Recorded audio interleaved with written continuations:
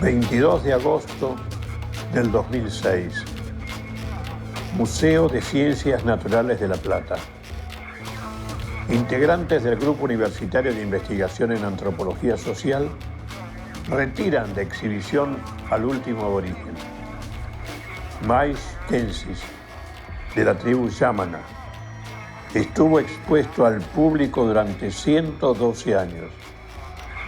Antes de morir a los 22, Mais vivió 8 años en el museo, donde fue llevado para ser sometido a diferentes estudios. Mientras tanto, debía trabajar en la preparación de los restos de sus hermanos que serían exhibidos.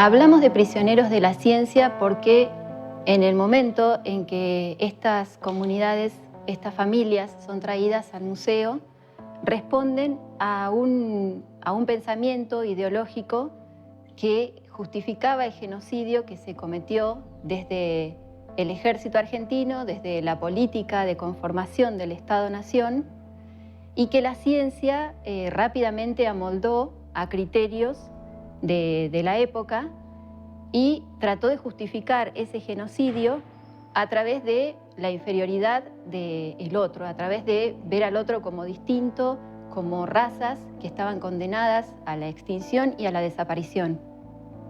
Roca nunca se tomó el trabajo ni siquiera de llamar pueblos primitivos o indios. Los llamaba siempre los salvajes, los bárbaros, en todos sus discursos. Y estaba ya preparando el ambiente. Se va a hacer la campaña en el desierto.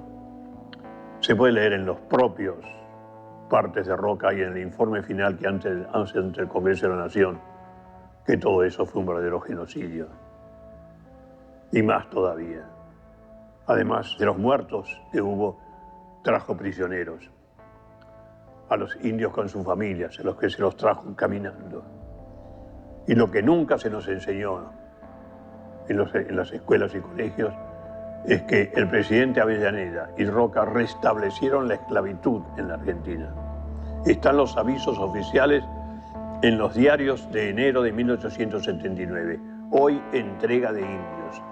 A toda familia que lo requiera se le entregará un indio varón como peón, una china, en ese término despectivo hacia la mujer de los pueblos originarios, una china como sirvienta y un chinito como mandadero. Es decir, se estableció también la esclavitud de los niños.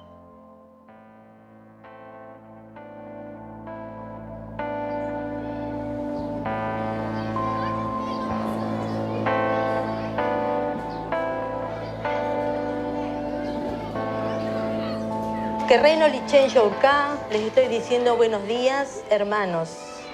Querreno Lichen, Telquien, niños.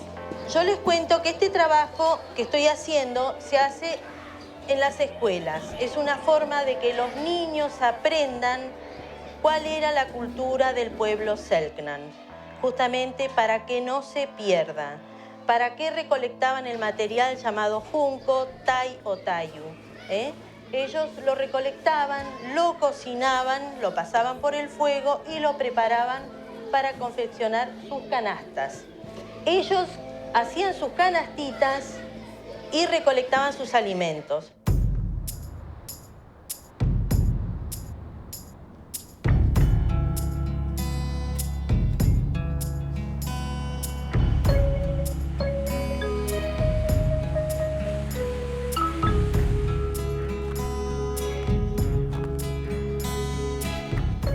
Esta es la vivienda tradicional del pueblo Selknam, donde vivían nuestros antepasados, ¿cierto? Fueron las primeras casas. Eran pueblos que vivían en perfecta armonía con la naturaleza, eran cazadores, recolectores, eran pueblos nómades que se trasladaban de un lado a otro, vivían de la caza, de la pesca, su principal alimento era el guanaco. También en épocas de verano viajaban detrás de los pájaros, donde tenían la recolección de los huevos, consumían muchos huevos de aves silvestres, todos vivían del mar, y sacaban muchos moluscos, mariscos, como ser mejillones, cholgas, pulpos, peces.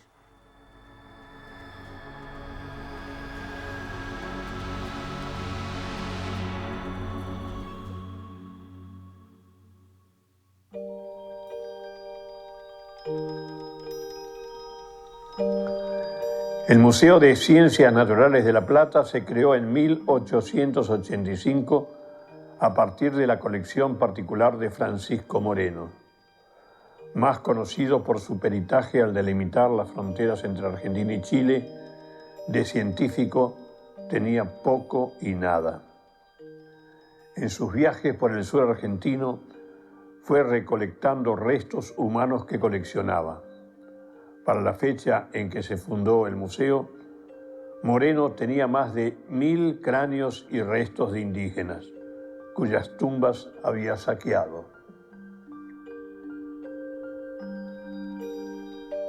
Con el producto de la llamada campaña al desierto, muchos restos óseos que son recolectados por los generales, por los militares, también son donados al museo para engrosar las colecciones. En el caso de caciques como Inacayal y Foyel, la característica es que ingresan vivos como prisioneros de guerra al museo y se transforman dentro del museo en parte de las colecciones óseas. Ellos y sus familias pasan un tiempo en el museo, son obligados a trabajar, son obligados a brindar información antropológica a los investigadores y luego, a medida que van muriendo, son obligados también a tratar esos cuerpos, a preservarlos, a descarnarlos para que pasen a formar parte de las colecciones y muchos de ellos a las vitrinas de exhibición.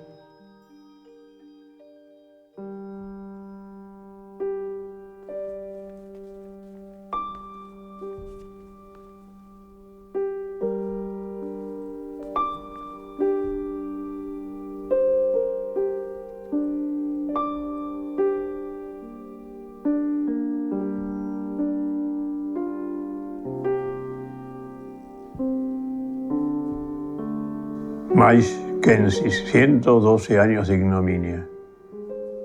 Joven yámana de Tierra del Fuego. Su llegada al museo se produce en 1886, luego de pasar 2 años y medio en una misión de Ushuaia.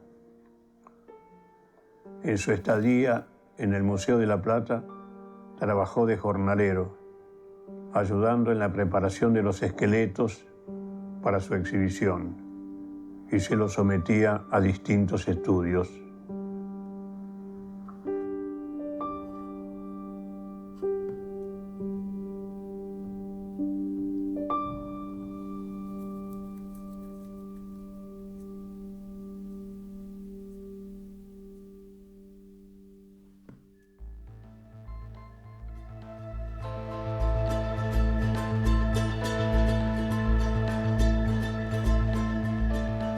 Los restos humanos en exhibición en el Museo de La Plata son retirados gracias al accionar del colectivo Guías.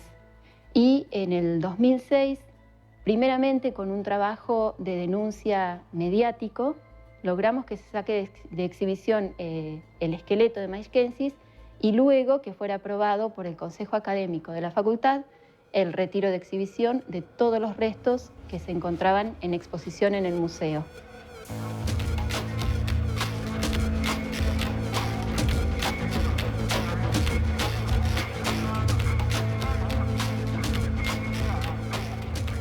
El colectivo Guías es una organización autoconvocada de la Facultad de Ciencias Naturales y Museo y comenzamos a trabajar con un objetivo concreto que fue la identificación y restitución de los restos humanos que se encuentran en las colecciones del Museo de La Plata. Nosotros comenzamos a trabajar a partir de una situación clara que sucedió en el Museo de La Plata, una situación que fue registrada por el antropólogo Cristian Jure, cuando una comunidad boliviana residente de La Plata realiza un ritual frente a la momia de Tiwanaku, que en ese momento estaban en exhibición, donde se quejaban de esa práctica y les causaba mucho dolor ver que un resto de sus antepasados estaba siendo exhibido en ese año, que era el 2006. A partir de ese registro nosotros comenzamos a llevarlo a las aulas para dar la discusión y comenzar a investigar el origen de las colecciones del Museo de la Plata. Empezamos primeramente con los casos de las familias que habían muerto dentro del propio Museo de la Plata. Me refiero especialmente al cacique Nacayal y su familia. Para eso fue necesario indagar en muchos depósitos, laboratorios y revisar prácticamente todos los rincones del museo para encontrar las distintas partes de estas personas. En ese trabajo dimos con fotografías que pertenecían al archivo fotográfico del museo. Se las mostraba a los pueblos originarios desnudos, fue una práctica de la época, un denominador común, sin obtener el consentimiento de las personas fotografiadas. Y estas fotografías empezaron a circular en los ambientes académicos, mostrando a los pueblos originarios como primitivos representantes de épocas muy antiguas.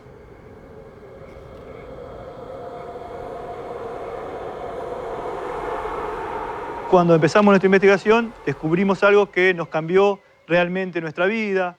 Habíamos pensado, como muchos, que el Perito Moreno era un héroe civil. Empezamos a ver que tenía otra cara, una cara oculta, que algunos investigadores extranjeros sí la habían desarrollado, que había sido cómplice del genocidio.